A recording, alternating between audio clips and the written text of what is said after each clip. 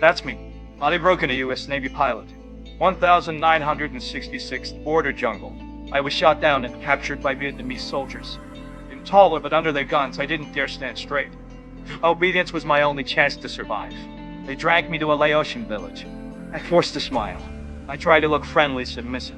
They barked orders and I followed everyone. They pinned me to the mud, tying my limbs tight with ropes. My stomach was cramping. I screamed for a bathroom. No one cared. After 10 hours, I lost control and soiled myself. No diggity here. They tied me to a tree in the woods.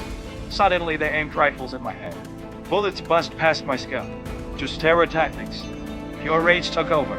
I lost it, cursing them like crazy. A soldier fired a shot right next to my ear. The blast left me spinning on temporarily death.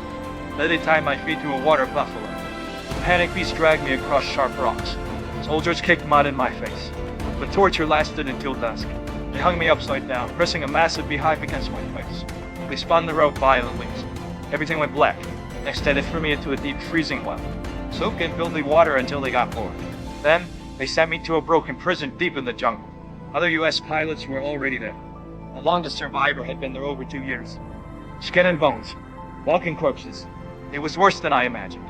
They waited numbly for a ceasefire, but no good news ever came. One man's mind had snapped. He just talked to himself. Every night, our hands and feet were cross-minus locked in heavy irons. We couldn't even turn over. The food was rot. One comrade had severe stomach issues. Every night he soiled himself. His cellmate kept count 2207 times. I couldn't take the humiliation. We had to get out. I needed a nail. The only one was on the guard's resting shack. My team distracted them while I approached the lone guard.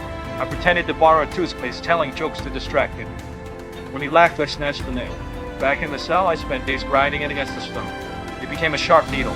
Every night, I picked everyone's handcuffs. Finally, we could turn over and sleep. That was just the start. The security was weak, but the jungle was the real cage.